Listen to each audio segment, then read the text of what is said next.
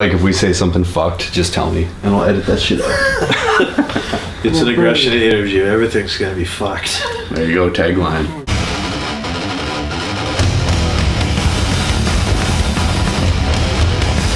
Demigod Ascendancy here with Boys from Aggression. You guys want to introduce yourselves so I don't butcher your names?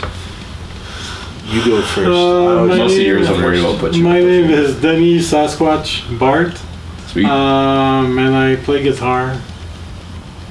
I'm Brian Langley, Messiah. Denis started calling me that in the early 2000s, and I can't. You were like a tiny baby Jesus when I met you. Well, I'm still like tiny baby. He's small enough to hold. Tiny baby Jesus.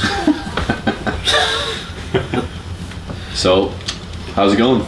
Good. Actually, about this baby Jesus business, I just want to point out the first local show I ever saw was Denis' Old Man Cradle to Grave. I snuck into the Cobalt Underage to see, so comment's not too far off. Yeah. Yeah, Cradle to Grave's old manager was hitting on me at an A&B Sound, and she was like, how old was she at that time? I don't know. She had no business hitting on an 18-year-old anyhow, but I still came to the show. There you go. There you go. That's a good manager. Yeah. So, let's talk about the early days of Aggression. Did you start the band, or were you found, or how did that go? I started the band, and it's like, just to go way back, like I'm from Laval, Quebec, and in that town there's three type of people: bikers, hockey players, heavy metalheads that wants to play music. That's it. Yeah. There's no other option. So I chose all three options. But what happened is, like, at a young age, I always wanted to play like the fastest and heaviest song in any band. Like I used to have a band when I was 14-year-olds. We used to do She Heart Attack by Queen. We used to do Deep Purple, Speed King, and Nazareth Razamanaz, and trying just to as heavy as possible. Didn't you burn down a church in your very first show when you were like 14? Yeah, that's fun. Norwegian. But in 1981, I bought an album called Welcome to Hell by a band called Venom. Yeah. And I was like, okay, I gotta do that. So I went on a crusade and first of all, finding people who would want to listen to that with me, but also just wanted to play that. And it took me a long time. In 1983, I was able to find Byrne, who became the other guitar player in Aggression. And then we started to put ads in papers and try to find musicians who. And at the time, like in '83, like there was already some bands like Anvil that was starting to come out, Exciter and Merciful Fate, and Iron Maiden was getting bigger and bigger. But we didn't want to play the new wave. We didn't want to have like Rob Alford, Bruce Dickinson type of singing. We wanted to just go heavy, right? So finally in 1984 we find Butcher and Gate. Butcher first started to play bass and vocals, and then Gate was on drums. And that's when the nucleus of Aggression was found. And then we were called Asylum for a while. And then got a manager, and then we changed our name to Aggression. But I can honestly say that myself and Byrne kind of started the whole thing. He was a huge Queensryche fan, and he loved Queensryche, and pretty sure he liked Motley Crue as well and that stuff. So I kept saying, let's play like 1000 Days in Sodom, and he was like, oh, why don't we cover Queens of the Reich? And I was like, no. Like, did you like collaborate with him on the writing process, or was it? I just did all the writing by myself. Like Byrne was almost like learning his instrument at the same time, so I was kind of like trying to teach him that type of guitar. Like I already was trying to show him like Show No Mercy, Slayer riffs, and Metallica, and we kind of take it from there. But at the time it was kind of surreal, because like a lot of the training demos and everything was done with people who are now kind of famous, right? Like I used to trade tapes with Millie from Creator. That's pretty crazy how it used to be like that grassroots, where it's like actually the guy that's mailing you the shit. Yeah, right. And Wayne Archibald was kind of a well-known figure in Quebec, used to be like almost like the central scrutinizer of tape trading, and you know, like he's the one who introduced me to Voivod, and I used to be pen pal with guys from Hallows Eve, and also Rob Flynn from Machina, and he was in Violence. Before. So. But anyway, that's how Forbidden too. That's kind of how it came about. It was just like for me, it's always been about the music. Okay, the girls were fun and all that, but I still... Wait, you get girls playing thrash metal? Well... News to me. Well, that's just... The 80s were a different time. Yeah. Different times, but I truly believe that, you know, like, I look back at my friends from back then, and there's only a handful of us that still listens to that type of music. And I believe that we were the true metals out of that time. And a lot of people now that I grew up with, like, I don't have any problem with people listening to, I don't even know what people like, say U2 as an example, right? Or Tragically Hip, or, right? A lot of people defaulted to that generic type of music, where even though I will listen to, yes, Genesis, Emerson, Lake and Palmer, that shit's like way more, there's way more to that than like a U2 or something like that. Well, that's it, but I will always default to, like, I don't know, like I listen to Symptom of the Universe by Black Sabbath, and I'm like,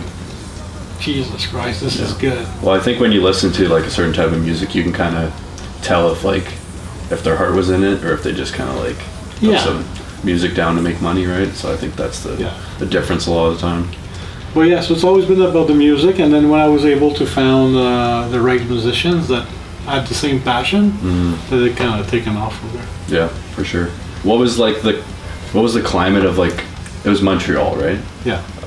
What was it like in Montreal at that time? Like, were there other thrash bands or anything like that yet? Or? Well, at first it was just us and Voivod. Yeah. And then it slowly, like, kind of like the scene, like, Iron Maiden went from playing a bar the size of the Commodore to a place called, like, the size of, let's just say, Pacific Elysium, to a place the size of BC Place in like 3 albums.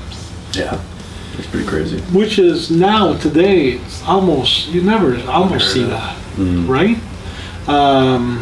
So, but as that was happening, like, everybody, like, there was more and more people, and then people start to like the subgenre, like, start to realize that, hey, Celtic Frost is good, and and we just saw more and more and more people that started to... Who'd you guys play, like, the early shows with? Like, was there even other metal bands, or you play with punk bands and stuff? We played a lot of shows with punk bands. We played a lot of shows, like, we played shows with, like, Vomits and the Zits, who used to be DBC's drummer old band. We used to play shows with Voivod. We used to play shows with bands that were playing, like, Crumbsuckers, Rat, and we played with Sword, who used to be a more, like, kind of a glam rock metal band. So we had to play with, and of course we would play and scare the shit out of people, right? Yeah. They were like, what the hell is this? And, like, we had, like, 6-inch nails and Show No Mercy style. Yeah, like, right, it's just we played with Anvil and they were scared of us. We scared Anvil, man.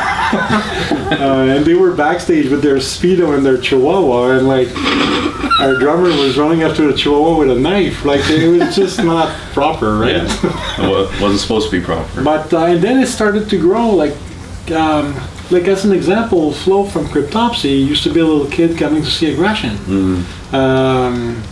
Alex Alburn, who played with Cryptopsy, the guys from Oblivion, and that's a really underrated band.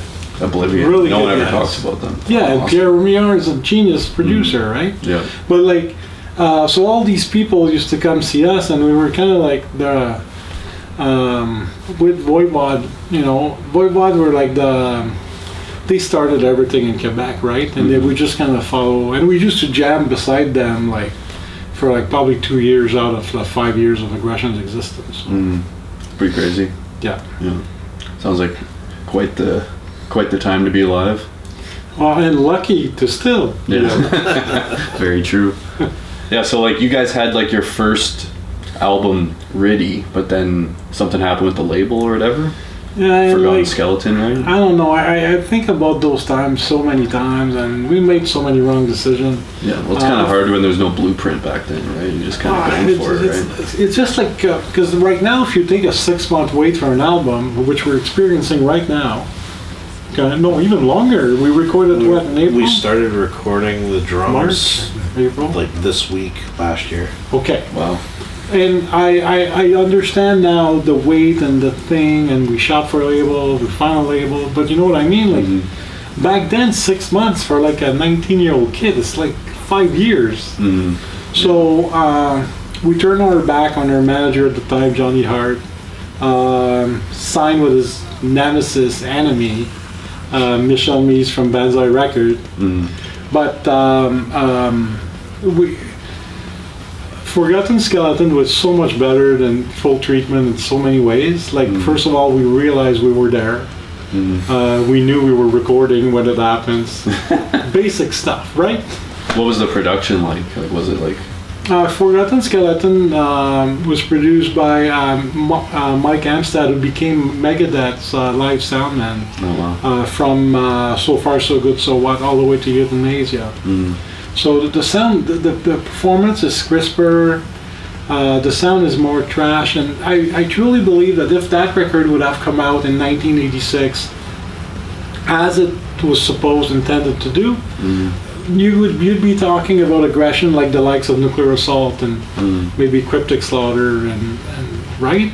But do you think that the being on Banzai kind of helped you guys in the early days, though? Well, it would have helped if the record was recorded better.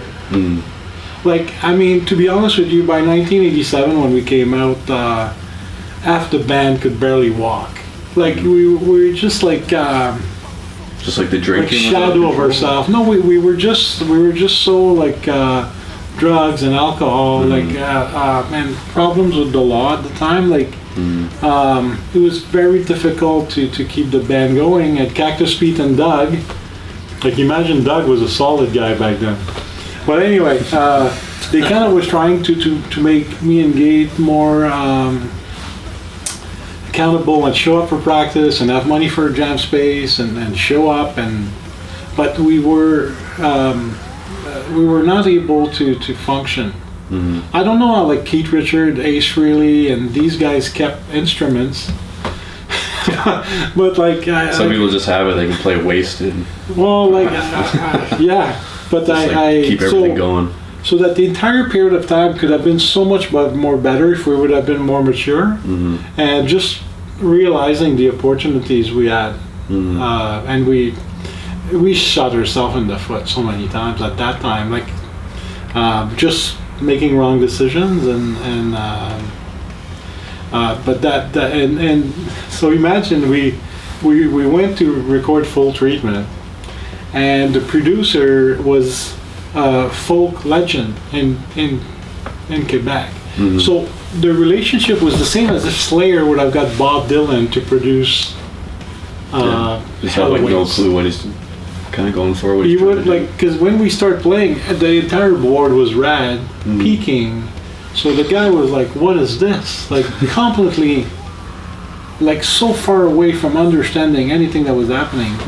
And you can tell on the record, the mix is. And funny enough, like I met people across the world that have like tattoos of the Full Treatment cover on their arms, and like that's my favorite album of all time. Could you explain the cover at all? So the cover is the view of from our window and Voivod's jam space. So Aggression and Voivod practice side by side, and that's the view of our window from our jam space. Those roofs and it's just beside the Molson Brewery, the original Molson Brewery in Montreal, and I don't know, like one time one of us, I think it was Gabe, says he kept seeing a witch when we were jamming, like through the window, and masculine. Yeah. And he kept saying a witch, and there's a fucking witch on the roof, like you need to you need to go check it out. And of course, there was nothing there, right? And then so that concept came, and Sylvain Chassé, one of our friends from Montreal, designed the cover, and he became like one of Voivod's roadie for years after that, and one of Piggy's from Voivod, like guitar tech. But he started the design, then he broke his arm, and then Trasher, another one of our friends, then finished the job. And like the cover is definitely like kind of like whatever. It's like a product of its time for sure. It's a product of its time. The recording is. I've heard a lot of people talk about actually enjoying the recording though, just like how like raw and like aggressive it is, right? And then it's like, you know, like everything kind of melds together to like almost just be like one cohesive, like, you know, like you can't really pull out like oh there's this or there's that. It's all just kind of like one glob, you know. So, but there's a lot of people that really like that mix, especially nowadays where everything's so clean, right? Well, we just played on tour the entire album, and we had to learn songs from that record, and like I'm trying to memorize the riff, but I couldn't memorize the riff. And even Dave, we like sat down and listened to it, and we're like, what note is this? Like, I don't know. I don't even know if the bass and the guitar's on the same fret, but like you wouldn't even tell. Like, that's how bad like the mix is. But it was way better on Forgotten Skeleton, like originally, or much better. Like first of all, like we had like people making sure we were cohesive and like able to function. Management was present, and Mike and was. It was different times, like in the band when Byrne and Butcher were in the band. Byrne had a really good control over Gate and his alcohol/drug intake. So he would tell him in advance, like, you gotta be clean tomorrow. We gotta do this right. And but once Byrne left, Gate then had nobody to tell him to not do what he shouldn't do, right? And Butcher had good influence on myself, like just making sure focus, right? So once these two team member left, these two band member, we kind of lost the balance, and then we just went wild. I mean, right? I have people telling me that they met me at a party, and I was like, I wasn't there, and then they're showing me pictures of me like passed out in a fire pit. You clearly there. So, but you know what I mean. So that's I have mixed. I think Forgotten Skeleton is more solid. Full Treatment is a really good representation of the band at the time, but we were like just out of control. I don't know. Like I remember those days, and or maybe not, but like I know it was sometimes. So we did stupid things. Is that what led to like the initial breakup? Like, was it an actual breakup or just kind of like drifting apart? Well, at the time, like myself and Gabe were sent to jail. Oh yeah. So that kind of like was the calling for the band. And what year was that? Like, I would say 88 at that point. And after that, like. It took me a very long time to recoup from that. And then I moved out of Montreal in '92 and never lived there again. So it's pretty crazy. Yeah. So like you guys only really had like a 2 to 3 year run then with Aggression? Well, I would say 84 to 88. 84. With the last year being like, and poor Doug and Cactus Pete, amazing guys. They really tried at the end to make everything happen. They found a new drummer, and I had no like address to live. Like I was just like, it was just not a good. You're not. They really tried to help me out, but I was just not there. Like it was my time to get mature, step up, and do something, and I did it. So yeah. Maybe that's why I find today, like I'm pushing the band fairly hard. Maybe I'm trying to compensate for that lost time. But I don't know. Like I'm well, you just have more of a fun. position now to do it too, right? Well, yeah. Well, at least I know what's going on. Yeah. But like it definitely helps. Sometimes. I try to just enjoy the moment, have fun. Mm-hmm. We have a great band now, and everybody's like, the worst of our situation right now would be like super mild to me compared to what, you know what I mean? Like, because I'm thinking, we've broken down in Salmon Arm. Oh my God, what are we gonna do? I didn't even get out of the bus for like a half hour after we were broken down. I'm like, yeah, whatever, wake me up when we're on the road again. Yeah. and like, like if you're in jail, there's nothing you can do. Yeah. But to me, that was just like, hey, well, and we come out of that, and we're okay. Well, like we were talking about like the tape trading earlier, and like nowadays, there's almost like with the internet, you can have access to anything. You know what I mean? Like everything I've learned about metal has been off the internet and just doing research and stuff. So do you think it's pretty crazy how like you could put out like technically like one album like that long ago and only have that 4-year stint, and then like 25 years later being relevant again? Like that's pretty crazy. If you know. But it's and I had that conversation with some friends in Quebec, because they always say like from 1980 to 83 was the best metal ever released, right? And I disagree to that. I'm gonna agree that there's some amazing stuff that came out, but I just listened to the latest Destroyer 666, and I thought it's just a freaking amazing album, and I listen to it all the time, right? Yeah. So if you look for the right music for you, you'll find it. It's just like I think it was the time where it was a perfect recipe from punk kind of went away a little bit. Maiden came. It was a perfect time, like where if these bands would have happened 2 years after or before, it might have not worked, right? But there's a lot of pretty crazy influences on like the early aggression.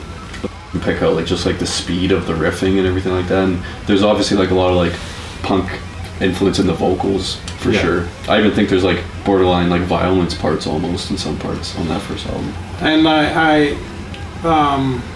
mean it like I when I was younger, like 10 or 11, 12, like I'm talking like 77, and my older cousin that I used to live with them, they were very good at finding new music and new trends. So so they already had the first Ramones and Leave Home, and they already had the Sex Pistol when it came out. So I kind of grew up with that at the same time as I was listening to Ted Nugent, State of Shock or Kiss. So for me, it's always been like a blend. And then after that, Dead Kennedys and faster, right? And to me, it made sense. Like, like.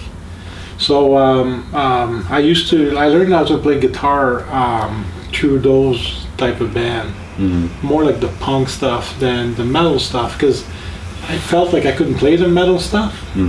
Like if I put like Judas Priest, British Steel, I could learn it fairly fast. It was pretty stock, easy, right? Yeah.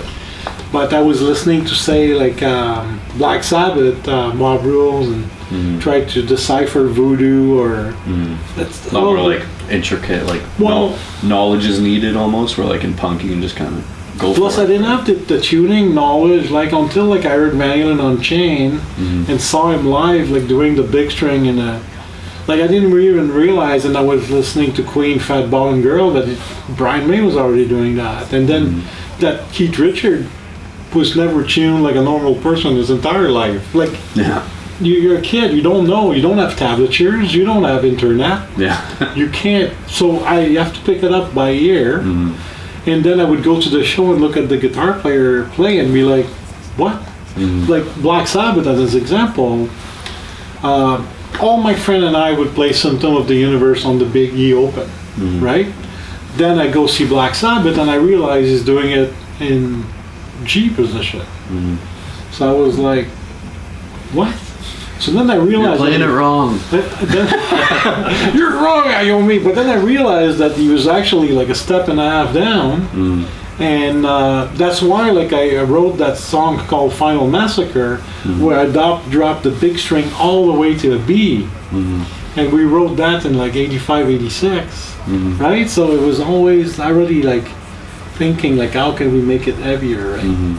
For sure. But I bought a tuner for the first time in my life about, what, 4 years ago? So I don't know what I'm Took saying. a few years of convincing, but That's pretty good. So, Mr. Brian has been pretty quiet over here since we've been talking about before we were both born. So hey, let's. no, I was born in '83. Oh yeah. Oh yeah. Yeah. Popped out of the womb. I'm back. Baby Jesus.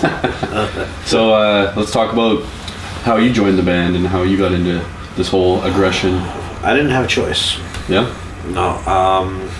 Denis had another band in town here in Vancouver called Cradle to Grave, and they were one of my favorites in town. And they disbanded, and then a few years later, I was at a party with the old singer, and he said, "Hey, I was thinking about talking to Denis and doing Cradle to Grave again. Would you want to play guitar?" I'm like, "Absolutely, sure."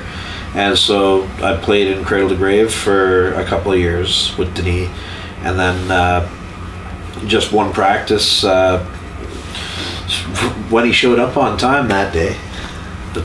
Oh. Shots fired. Once in a while, you gotta show up on time. But the rest of the band was late. And so me and Denis were just hanging out, waiting for the rest of them. And Denis said, "Hey, so should I do it in your voice?" Might as well. I know you want to. I can't help myself at this point. I even type like you now. That's part of being in a band. So yeah, we're waiting for the rest of the band, and Denis goes, "Hey, so I got this email. They want Aggression to play this festival in Europe next year, but I don't have a band, so I told them no. But I keep getting all these emails about Aggression, and like, what should I do?" And so I said to him, like, "Well, it's your band, you know, you started out doing that. That's kind of like your calling. Like, go do it, man. Like, just go do it." And he's like, "Okay, there's one problem though. I need the rest of the band, the members that are either not in jail or still with us. They all live out in Montreal. I'm not moving back there. My life's in Vancouver, so I'm gonna need to find some guys." And I'm like, "Okay, well, I know some people I can put you in touch with." And he's like, "Okay, well, we'll try that." And he's like, "By the way, if I do this, you're singing." And I'm like, "Okay." Like, I'm gonna say no. So that's how I got dragged into this, and I'm happy with it. What year was that all happened then? Late 2014, I think we had the conversation. So that was like the initial reforming, right? Or maybe it was a little bit before that. Maybe at the end of summer 2014, because we were practicing in December, and then Dave had his issue there, his hernia, and because our very first show back was in March 2015 at Defenders of the Old Fest in Brooklyn. So yeah, sometime in 2014 is when we were seriously talking about it. Yeah, so ever since then we've been working really hard. We haven't stopped. We haven't stopped. No. Well, it seems to be going good. You guys have a new album. Just is it being like it's all done, just being mixed and mastered, or? Oh no, it's mixed and mastered, ready to go. Oh yeah. It's been ready to go for about 8 months now. Damn. Yeah. That's the worst, just waiting. Well, and we want to play these songs live, right? But we can't. We have to wait because, like Denis mentioned earlier, the whole process of the industry and everything. It's like, no, we can't do anything on this yet because we have to wait till step A, B, and C is done before we can get to the finish line. And then, but once all those steps are done, it's going to happen really quick. So we've got to be ready for it. So we're relearning some of the songs off the new record now.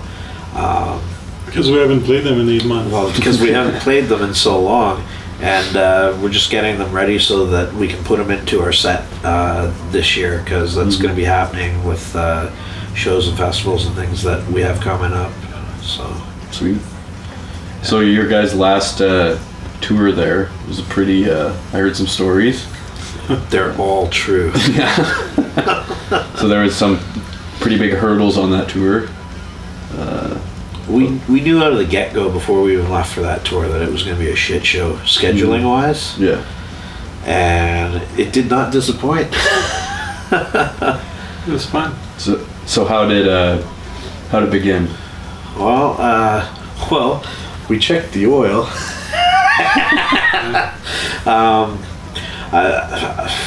I filled up in Abbotsford. I didn't sleep all night because I was figuring out the merch counts and everything. Mm-hmm. And so I gassed up in Abbotsford. 5 minutes later, as soon as we picked up Denis, I'm like, okay, I'm going to sleep. And I went straight to the back bunk. And I woke up in Gasoline Alley in Merritt, bought some Freedom 35 lager, and then I went back to sleep in the back of the van. And then next thing I know, I wake up to the sound of the motor cropping out as we're going up a hill just outside of Salmon Arm. So, do you want to fill in the blanks on what happened with the van? I was like, it broke down, and I'm like, oh, we broke down? I wasn't even surprised, because like, we just have that luck that seems to follow us around, like, and we don't even really get discouraged by it. We just take it in stride, like, oh, this is happening now. Okay, cool. Mm-hmm. All right, well, let's get on with it then. Yeah. But, yeah, I didn't get out of the van for like a half hour. I'm like, I'm not ready to deal with this situation yet. I'm just going to catch a nap first. We, the old drummer from Cradle to Grave, Matt Fowler, I used to play with Carry On and Assault in Vancouver. Oh, you played in Assault? Yeah. That's pretty cool. He lives in Salmon Arm, Softcore. Colin, amazing guy. Absolutely. Came to the rescue. He even installed a new starter in the van, thinking that might be the problem. Didn't work out. And then, of course, it started to snow. Yeah, it did. And so we still, and again, another good friend of ours, DJ Temple from Without Mercy, came to the rescue, lent us their tour bus. And after staying at Matt for the night, and he always takes good care of us. Yeah. Then we hit the road and drove straight to Quebec. Oh, fun! 56 hours straight. Holy fuck! We only stopped at gas stations to get more gas, or to rock and piss on the side of the highway. And sometimes we opened the side door and people were pissing as the van was still like going. I didn't see any of that. I didn't see any of that happening. I also peed in a whatever bottle or Dumb and Dumber style. Yeah. I tried to peel by Brian Else, but that was not nice. Yeah, he was probably asking for it. Yeah. No, that 56-hour drive was grueling. Yeah, I could imagine. We got to the venue, the show was already started, and we got there about an hour before we were set to play. So we get there, load in our stuff, get up on stage. We're running behind remember JF?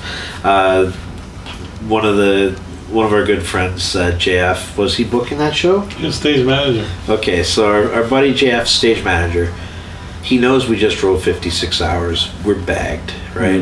And he's like, come on, you guys, 15 minutes running late behind. This is criminal. We're dragging our feet, trying our best to move. I saw some video footage of the show, and we were pretty energetic on stage. Like, because you guys been cooped up in a van for 56 hours. Not gonna do anything. But I was surprised. Like, I thought our performance would be sluggish, but it wasn't. It was okay up until the last couple songs of the set. Denis put his guitar down mid-song. We were doing Demolition, and put his guitar down, walked off stage, went outside. I'm like, he must have broke a string or something. So me and the boys, we finish up the song, and then our sound guy, Brian Eltz, fuck you, Brian, he comes up to the stage and says to me, Denis not feeling well, he's just outside grabbing some air. I check his guitar, and I'm like, okay, yeah, no broken string, okay. So yeah, just play a couple more songs. He'll come back and he'll finish up with you guys. So I called a couple of audibles and we played a couple of Motorhead songs. Like, okay, we're down to one guitar. Perfect. Let's do some Motorhead.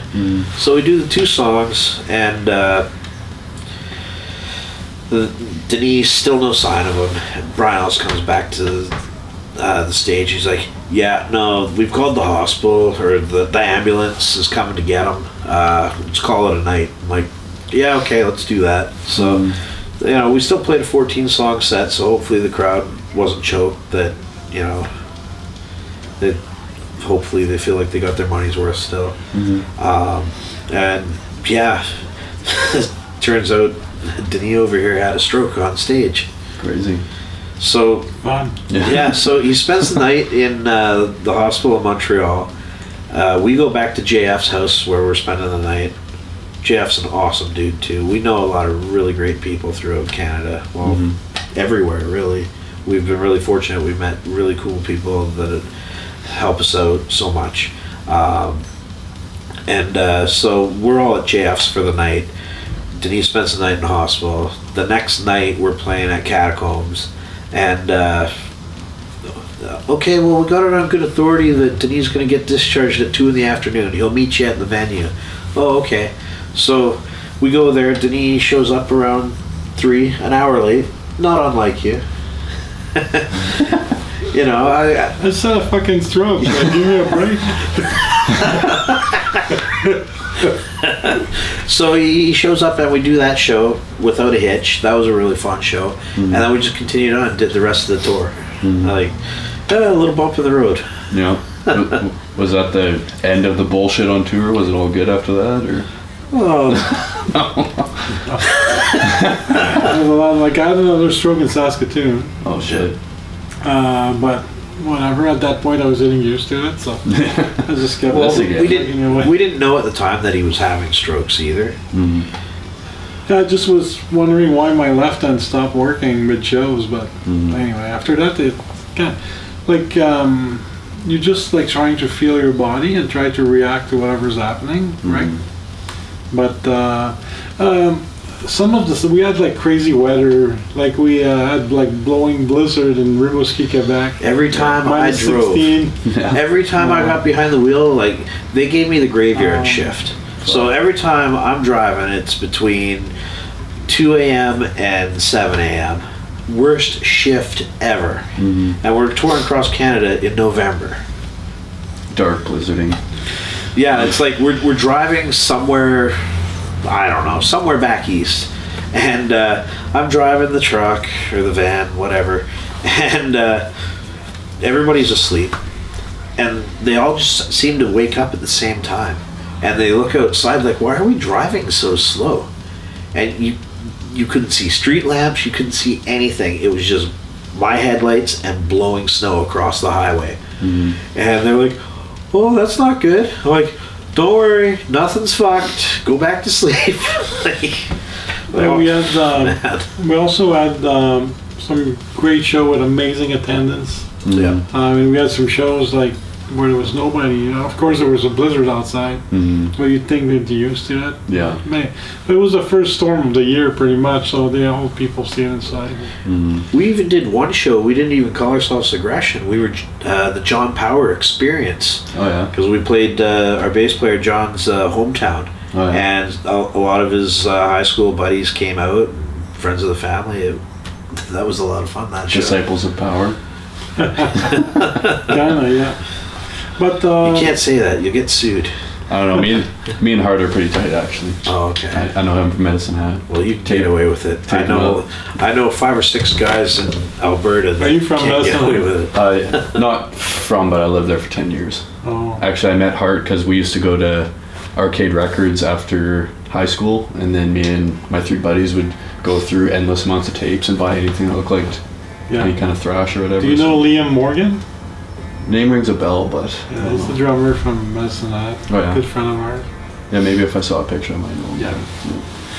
But anyway, like so, the drive back was actually not that bad, just long. Yeah. A couple band members might have partied too much here and there, but Not par me. for the course. Not me. All in all, I was steady. Yeah, steady. Steady backseat grinder. So anyway, like, I think, you know what? Like, what doesn't kill us make us stronger. And we came back, and you know, now we're back at it. We're already like learning songs for the next record after the one that's supposed to come out. Oh, yeah. So, but I think the tour was a good learning experience. Something we won't do again. Yeah, well, no, and that's the great thing about doing a tour like that too, is as soon as you get back, you know that it's never going to be that hard again. Like, I don't know. Like we talked about it for this year. Right now, the plan is we're not going to do any headlining tours. We're going to do direct support and buy-on type stuff. And we will focus on the U.S. and Europe for 2018. Yeah. And keep playing places that we have a lot of people who want us to go to South America. So probably something that's going to be on our radar. Yeah, they're pretty ravenous for any aggressive metal down there. So. Well, we're as aggressive as there is. Yeah. It's freaking aggression, man. Yeah. All right, so I got a fun question. Top 5 thrash albums. Shoot. You're gonna put me on If you could only choose 5. That's the hard part. They're in a desert island and you need to mosh. Okay, Testament, The Gathering. Then The Gathering over all Testament? Well, no. I like No? the album. Yeah, that's good. Dave Lombardo on drums, and James Murphy on guitar. Pretty crazy album. We'll go with Rain and Blood. Classic. Peace Cells. Kill 'Em All. And because I'm a mark for my own band, Infernal Majesty, None Shall Defy. Nice. Good list, good list. A lot of heavy hitters. Look at that look. You didn't say aggression. I'm a lot older. But I think my favorite thrash album of all time is Dark Angel, Darkness Descends. Oh yeah, that's awesome. Burning of Sodom, Perish in Flames. Like, come on, that's freaking ridiculous. Yeah. Second would be. I remember they marketed it. They had like that thing on the front. It's like over 250 different riffs or whatever, and there was like a big sticker on the front. But I just fun. Like when I heard it, I was like, all right, this is it, right? Possessed 7 Churches. Oh yeah. Well, that could. I knew it was some people might say death metal album, but what are you gonna do? It's so like in the early days. They can get on their keyboard and fight me about it over the internet. Actually.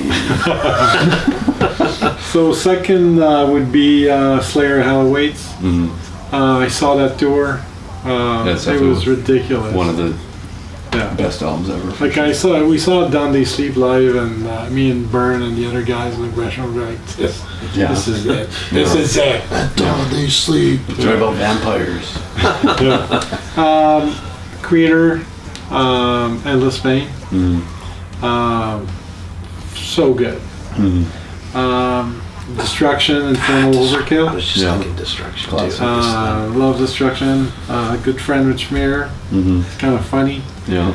I got sorry. How many are you at? He's 4? at 4. Yeah. Okay, I'll let you get to the 5th. Then I got to tell a Schmear story. And then I would go with Exodus, Bonded by Blood. Yeah. Classic. I always love Gary Holt and Rick Arnold's guitar playing, and I think they're like Gary Holt. Into my whatever knowledge I know is my favorite thrash guitar players. He does it. He looks like he's waiting for the bus. Yeah, it's just so dirty, effortless. Yeah. Schmear story. You got a Schmear story. So we're over in Europe, right? Did he have pants on? Or? Well, he wasn't in the room. Okay, this is the phone call. Okay. So we're over in Europe, and we're in some pretty dangerous areas. Before we even went on this European tours, Schmear specifically told Denis, don't go here, don't go here, don't go here. And we went to all of them, except for one. The one that we didn't go to, Schmear phoned us up. He's like, talking to me. He seems really excited. He's like, "Is Denis there?" I'm like, "Yeah, just a second, I'll put him on." Denis, like, he was just woken up from a nap or something, right?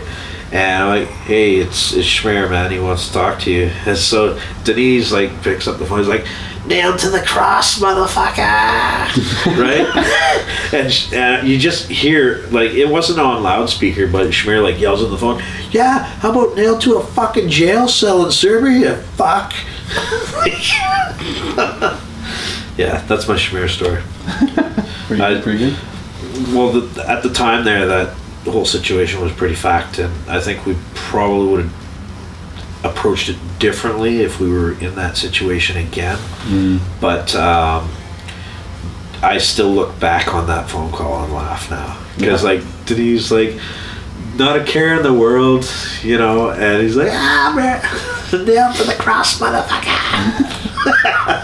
That European tour was so much fun, though. Oh, we met some great people, and I don't know, like, when are you gonna be in Bulgaria and like drive and see like horses and unicorn cross the freaking highway? Like, that's pretty crazy. We're stuck behind all this traffic, right? We're like, what is going on here? Like, there isn't even that many people that live in this small town that we're driving through right now, and we're backed right up to the highway leading into this town. And so our driver, were you driving or was it Shred Rico? That was me. Okay, so Denis driving, he's like, fuck this traffic, right? So he pulls out into oncoming traffic, there's nobody coming, and as he's passing all this traffic and we get closer to the front where the holdup is, we realize, oh, it's a funeral procession. So, well, it's too late now, we gotta keep going, so we just peel past this funeral procession, like right through the hearse. And then we ended up like off this highway in this construction site, like off-roading. Oh yeah. Like the GPS told us to go out to this field of mud. Yeah, that's but they John Bauer and Ryan you did the same experience in Saskatchewan. Oh jeez. I fall asleep for 10 minutes and I wake up and we're in the oil fields near Drumheller and we're low on gas and they couldn't read my GPS on my phone, so I had to. Damn millennials! You can't. You know Ryan from explaining. Yeah. Don't ever sleep if he's driving. No. You end up in any direction but where you're supposed to go. Upside down. And he like missed like highway turns and like you know, like must have been all that. If you're driving from like from Winnipeg to Saskatoon, it should not say like Thompson 50 miles, right? Like it's just you're taking a special route, not known by any map. Yeah. So Brian was telling me I'm supposed to ask you about Morbid Angel. What's happening about Morbid Angel? Yeah. Well, Jesse did this gimmick on his program. It's a two-parter, right? History of Morbid Angel. History of Morbid Angel, and you guys were rating albums too, right? Yeah. So I said, oh, well, Denis the guy to talk to about Morbid Angel. Yeah. I remember I was talking to you once outside the rickshaw about being in, like, around there at that time and, like, watching, like, early Morbid Angel jams at, like, that, like, walkout, like, space. Yeah. Well, my parents moved to Florida at some point when they retired from Quebec. They were snowbirds, right? And they live in Florida. So, and I used to go and spend a lot of time there. And you know, like I always and I was a good friend with Nasty Ronnie from Nasty Savage and those guys. And through him, like I met Chuck from Death. And then through him I went to Terrorizer like parties and that'd be crazy. Met like the Tardy brothers when they were like little kids. But like I just instantly love that band, right? And I don't know, like Altars of Madness, Covenant, Blessed Are the Sick, Domination, like What's your favorite out of those four? I ask them my question often, and it changes. Yeah. Like I'll go for like a year and be like, Blessed Are the Sick is my favorite. And then you ask me 3 years later, and there'll be no Altars of Madness is my favorite. Yeah. And 3 years later, Depends it's on the Covenant, right? But each album has a song that I like so much that makes me switch my like Angel of Disease from Covenant is just ridiculous. Yeah. That could almost be off Altars almost, I always thought. Right, like I don't know, and because Trey, the guitar player, like because he's a huge Van Halen fan, I can well, I've seen him listen to like Women and Children First and be like kind of like jamming to it, but like I can see him thinking what he got from Eddie Van Halen. Even kind of looks like, and like, you, like putting everything a fret aside and making it awesome, right? Yeah. I don't know. Like it's in in '95. They were huge, right? Like they were like filling out like huge. And they were on a major label at that time too. And they were Giant like same as records. Entomb with Wolverine Blues and that stuff, and Creator with Extreme Aggression. Like they were on like Columbia at the time, right? And Yeah. like, what? Yeah. I don't know. I like Morbid Angel to me. There's something about it that is just like. And David Vincent is my favorite death metal vocalist. I always tell Brian's my second favorite, but like Second fiddle to David Vincent's okay, I guess. I don't know if I think at this point you're definitely better than current David Vincent. So there's that. But I just I don't know. Like I was there at the beginning of it, hanging out, and at beer party with that crew, and that vibe, and it was just weird, right? Like that's craziness to be around at that time too. Like such a. And it was just by luck, time. right? Like my parents didn't need to go to live in like Tampa. And we're gonna go check out this DM. Hop in. And then it was good because I was checking the local scene, right, and just see like what's happening at the time, right? Yeah. Definitely one of the like craziest like musical explosions ever, in my opinion. Just like all at once, just like fucking crazy. Right. But it was like the Bay Area had their explosion, and then you had Florida. Yeah, and it was just I don't know. It was just well done, and these guys are just like living it. Like it's Florida guys. Like it's 30 degrees outside, and like sometimes they were wearing like cut out jeans. They get fucking balls sticking out, right? Old shorts, yeah. So they're like conflicted, right? Because it's so nice outside, but they were like hardcore, like metalheads, like loving it, right? Too hot for jeans. Too hot for anything, but at the same time, they were sometimes wearing leather pants, like and well, you gotta look cool somehow. Sweaty fucking butt crack. Brian knows about that. I do. I gotta shoehorn myself into those sometimes. Actually, for some shows. Hey, for some shows in town here for Aggression, I put them on. I've seen them. Yeah, I mean they're nice pair of leather pants. Yeah. It's not pleather, right? It's leather. Hell no! It's genuine. Nothing but the finest for the boys, right? Absolutely. That's how you conserve the duck butter in there, right? Yeah. Well, that baby wipe. Baby wipe. Tour shower. Yeah. So there's that one picture that like I don't know if you posted it or you were tagged in it, but it was like you and a couple other guys from Aggression like picking up Celtic Frost and Destruction. Is that like a Canadian tour or? No, actually that's for World War III. They came and did that huge festival in Montreal with Voivod in 1986. Don't ask me. I was 3. Anyway, so it was Voivod, Celtic Frost, Destruction, Possessed, and holy fuck.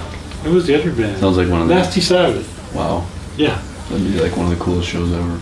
And so like the first phase that these bands, well, Celtic Frost and Destruction, the first phase they saw in North America was my phase. It's pretty crazy. And then like Schmear and even Tom Warrior, like we're still friends today, and Martin Ain, who poor guy recently passed away. But so what happened is Aggression, it was like kind of party central. Like everybody was just hanging out there, right? So we brought all the bands back to our jam space, and we started to just jam with a mix of band members. Like, so it would be me on guitar with Schmear on vocals, and Mike Suss on drums from Possessed, and Butcher on bass, and just mix the guys non-stop and play like stupid stuff, like me and Schmear and like, you know, non-Celtic Frost band member would play Celtic Frost to them. And then say like, look, it's better than your own performance. Yeah. or like just, and then we would jam stuff like Yes Roundabout, like super badly done, but you know, like just to show that we anyway, that, you know, we just, when would that ever happen? I know. You know what I mean? Like so that's where that picture comes from. And then like Schmear started to date one of my best friends for like 10 years after that. So he always came to Montreal and stayed with me at my house and stuff like that. Wow. And same with Tom Warrior. We, you know, like at the end of that trip, he asked me to join Celtic Frost. Wow. So that would have been crazy. We went through that process. Yeah. But like I at the time, I don't know, I was really, really immature. And I think Tom Warrior really was a bit more structured, and, you know, and plus, before Cold Lake, but... Well, I don't know what happened there, but like I definitely would have not been okay with that. Yeah. But Cherry orchards. Like we were definitely, like, at that point I was just so into like fast and that it never eventually panned out. I went out there and spent time and jam and all that, but just came back home and moved. It kept going on with aggression. Plus, I didn't want to like leave the other guys behind, and you know, like, I don't know. It was a very special like time in Montreal, and just the movement and everything, and. But I was glad I had the chance to do that, and I was felt like privileged to have been asked. Right? Yeah, that's pretty crazy. But didn't pan out. I also became really good friend with Jeff Becerra from Possessed, and Larry Lalonde, who became like guitar player for Primus. Yeah. Like, that's pretty crazy. I don't even understand how you can transition from that to that. Like, and Possessed and then Primus. I don't even know what noises it makes. Les came from like, was it like Blind Illusion or something? Or, Blood Shower, I remember. And he also produced the Fierce Suicidal Tendencies. Oh, really? I didn't even know that. Institutional. Yeah. Speaking of the crazy scene in Montreal at the time, why don't you tell them who your neighbor was? So when I was a little kid, and I'm talking like 5, 6, 7, 8 years old, my backyard was overlooking Frank Marino's backyard. Oh wow!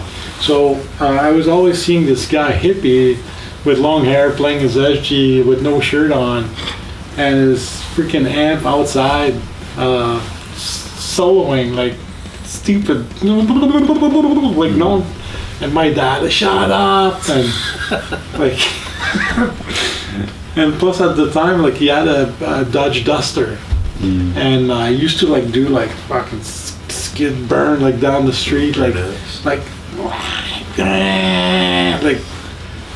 you know, 4 inches deep, freaking groove in the street in my event. Shut up, and anyway, it's hilarious. But I only like a little bit later I realized like who he was and stuff like that. But I, looking at him always made me.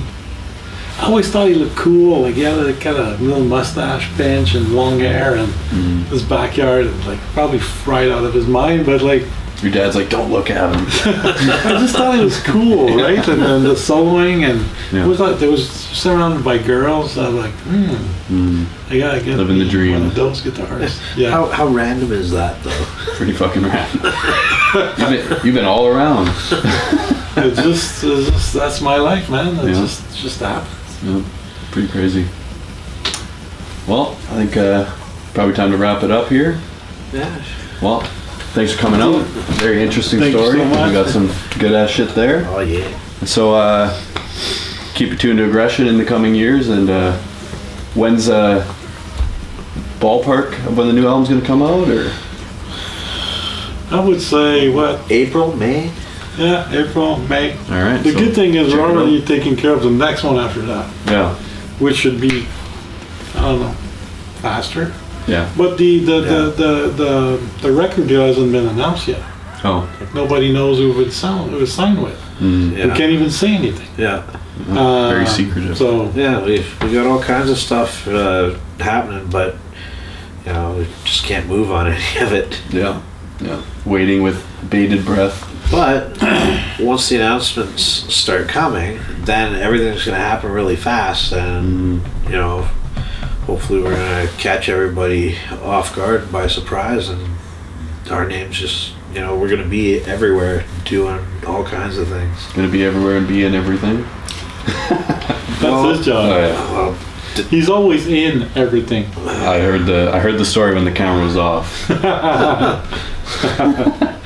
you know, these things Conveniently happen. left out of the tour story, but Well, you know, you only live once, right? YOLO. You heard it here. I don't use acronyms. Well, No. But yeah, you know, it is what it is. it is what it is. Just let it happen. Any parting words? Just let it happen. There you go.